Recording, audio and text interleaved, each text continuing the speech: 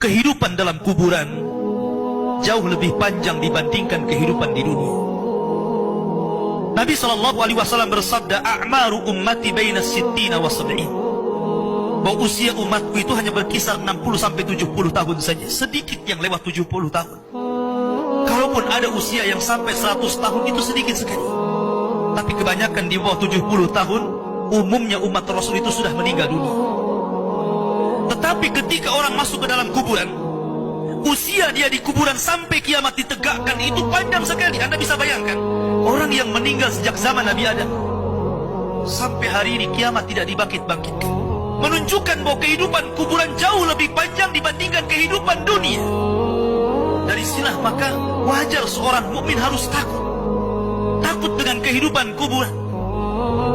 Ma'asyiral muslimin yang dimuliakan Allah Azza wa Jalla.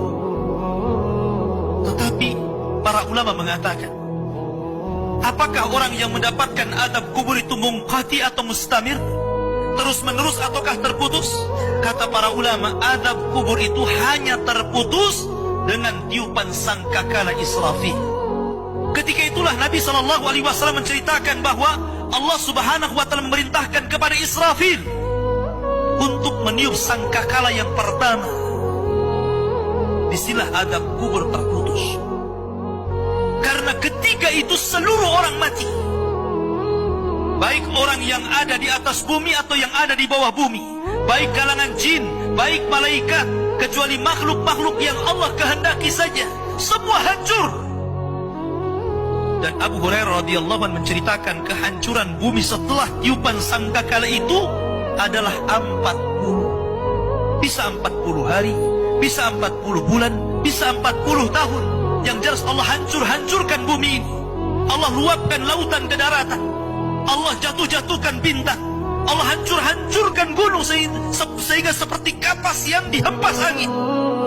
Itulah yang disebut dengan kehancuran alam atau hari kiamat. Baru setelah kemudian bumi tidak bulat lagi, tapi bumi terhampar. Allah ganti bumi yang kita pijak dengan bumi yang baru. Itulah yang disebut dengan padang mahsyar. Maka disitulah Allah Subhanahu wa Ta'ala memerintahkan Israfil untuk meniup sangkakala kebangkitan. Yang kedua kalinya Israfil pun kemudian meniup sangkakala. Maka dari situlah manusia keluar dari perut bumi. Wa akhrajatil ardu athqalaha. Allah keluarkan beban-beban beratnya. Disitulah orang-orang yang beriman, ketika mereka muncul dari kuburan, maka mereka akan berkumpul dengan keluarganya. Allah mengatakan, alladzina amanu wattaba'athum dzurriyyatuhum biimanin alhaqna bihim dzurriyyatuhum.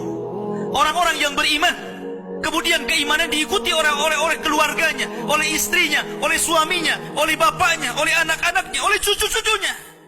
Maka ketika mereka dibangkitkan dari kuburan, mereka langsung berkumpul menjadi satu keluarga. Dan itu sebuah ketenangan. Tapi orang-orang di luar daripada beriman, mereka keluar dari perut bumi seperti dua binatang. Pertama Allah contohkan dengan laron yang berterbangan.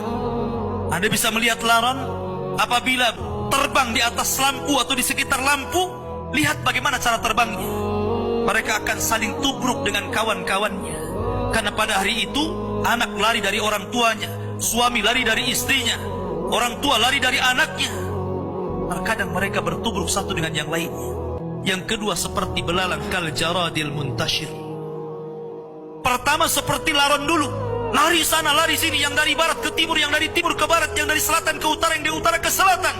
Mereka kacau sehingga mereka mengatakan, ya wailana man ba'athana min marqadina. Celaka, siapa yang membangunkan aku dari tidurku? Tapi orang-orang yang beriman hanya mengatakan, hadza ma wa'adar rahman wa sadaqal mursalin. Inilah janji Allah kepada kalian dan benarlah ucapan para rasul. Baru setelah itu dari padang mahsyar berteriak seorang yang Allah suruh untuk berteriak. Mulailah kemudian mereka teratur.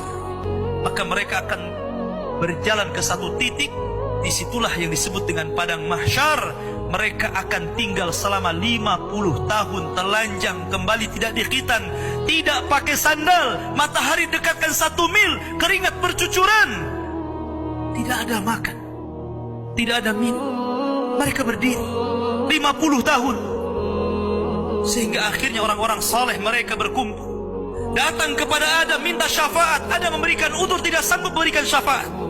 Kata Adam, datanglah kalian kepada Nuh, karena dia Rasul pertama dalam Islam, Rasul pertama setelah aku. Maka mereka pun kemudian datang kepada Nuh. Nuh pun memberikan udzur, datanglah kalian kepada Ibrahim, karena dia Khalilur Rahman. Maka mereka datang kepada Ibrahim.